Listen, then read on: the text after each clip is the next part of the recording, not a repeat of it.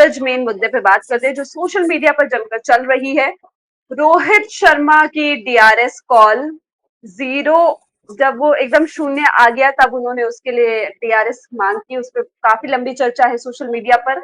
Ball कहाँ pitch हो रही थी उस पे काफी ज्यादा चर्चा हो रही है कि क्या ये सही था या ये गलत था, क्या आउट देना मुंबई इंडियंस के फेवर में गया।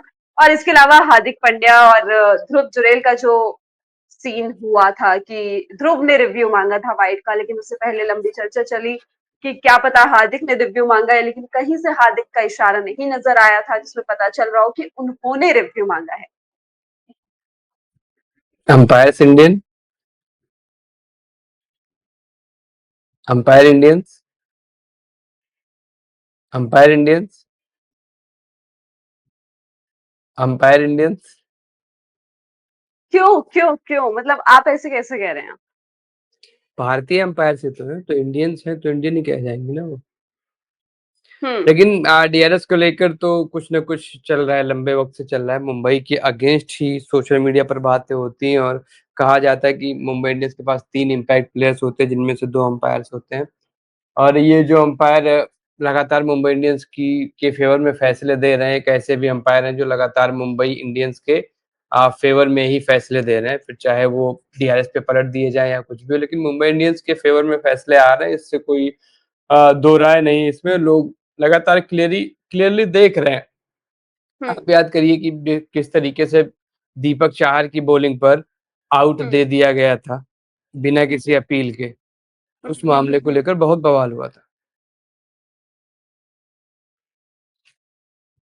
इसमें जिस तरीके से आउट दिया गया बिना किसी अपील के, दीपक चाहर खुद हैरान थे, भैया कैसे आउट दिया। आज वाला देखिए, रोहित शर्मा को आउट दिया गया, एलबीडब्ल्यू ईशान दिया किशन गया। ईशान किशन वॉक ही कर रहे थे, ऐसा लग रहा था कि ईशान किशन सिर्फ वॉक कर रहे हैं और इन बिटवीन अंपायर की उंगली शायद ऐसा लग रहा था वाइड की ओर जा रही है, बट फिर ऊपर की ओर उठ गई और फिर ईशान किशन को जाना पड़ा। उन्होंने रिव्यू नहीं लिया था क्योंकि इससे पहले वो एक बार ऐसे आउट हो चुके थे, आपको याद होगा लखनऊ सुपर जायंट्स के अगेंस्ट जो मैच हुआ था।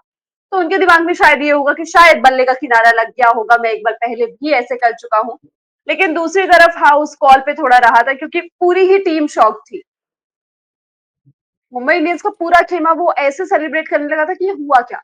और जब उंगली उठा दी उसके बाद दीपक चाहर थोड़ा एनिमेटेड वो कर रहे थे और उन्होंने बाद में भी अंपायर से बात करते हुए नजर आए थे, तो उसमें शायद यही रिएक्शन था, मुझे नहीं पता।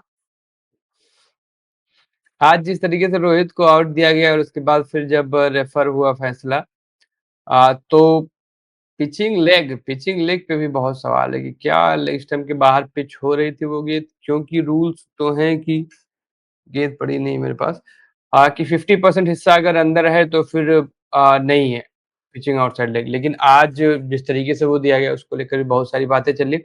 हालांकि इसमें गड़बड़ भी है, लोग कह रहे हैं कि ये पिचिंग आउटसाइड लेग कैसे, अंपायर कॉल्स क्यों नहीं हुई। तो भाई पिचिंग में अंपायर्स कॉल नहीं होती है, अंपायर्स कॉल डिसीजन पे होती है। पिचिंग जो है उसका सिस्टम सेट है और वो सिस्टम के हिसाब से आगे बढ़ता है।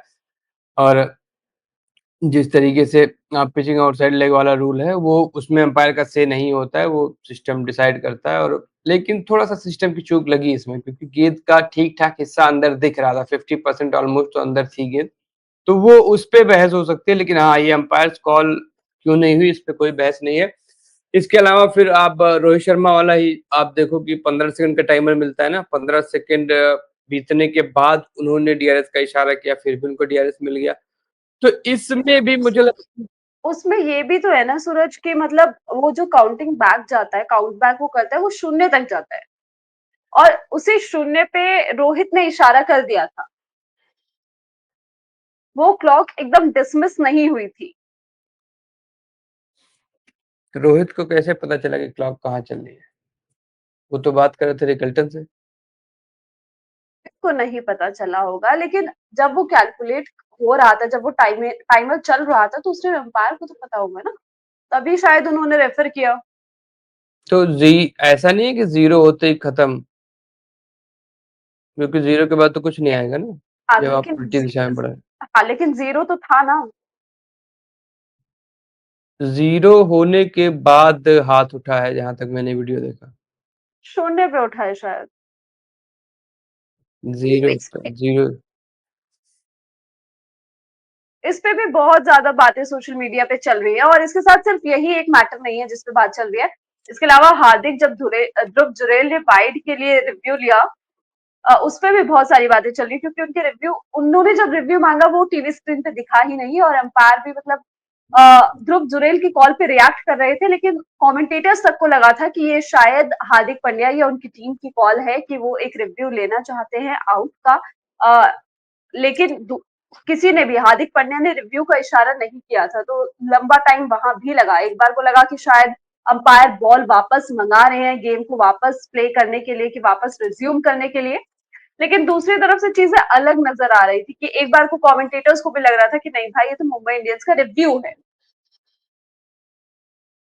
हाँ, इस पे थोड़ी-सी बहस हुई थी, और रोहित वाला मैं डीआरएस देख रहा हूँ कि 1 सेकंड तक तो वो देख रहे थे रिकल्टन को, और फिर उन्होंने हाथ उठाना शुरू किया है। जब तक उनका इशारा पूरा हुआ तब तक क्लॉक गायब हो चुकी थी। जब तक उनका डीआरएस का पूरा इशारा हुआ है तब तक क्लॉक गायब हो चुकी थी। मैं ये एक इमेज भी दिखा दे रहा हूँ स्क्रीन पर कि क्लॉक जो थी वो जा चुकी थी। रोहित शर्मा ने जब जब उन्होंने हाथ उठाना शुरू किया तब तक तो थी क्लॉक स्क्रीन पर, तब तक दिख रही थी, लेकिन जब तक उनका जेस्चर पूरा हुआ है डीआरएस वाला। और रायन ने ही उनको रिव्यू लेने के लिए भी कहा था। रायन ने ही बोला कि आप रिव्यू लीजिए, क्योंकि रोहित शायद रिव्यू के मूड में नहीं थे, उनको लग रहा था कि वो आउट है। तो इसलिए जब सेलिब्रेशन था।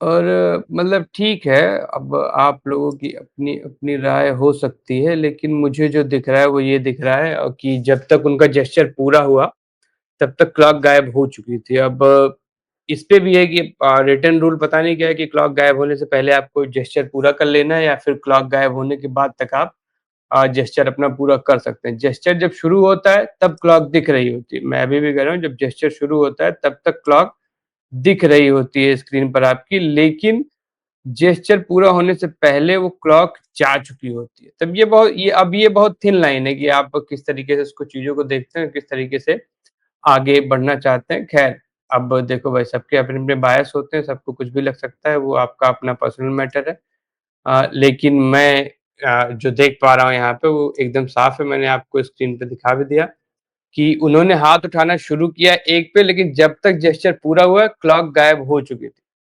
अब आप इसको ये कह दो कि 15 सेकंड से पहले ही हाथ उठा दिया, आपकी मर्ज़ी, आपको जो अच्छा लगे आप कह सकते हो। लेकिन जब तक जेस्चर पूरा हुआ है, तब तक क्लॉक गायब हो चुकी है। ठीक, अब रिटन रूल क्या है? अगर आपके पास कहीं कोई कॉपी पड़ी हो तो आप बिल्कुल लाके फ़ोटोकॉपी करा के भिजवा सकते हैं।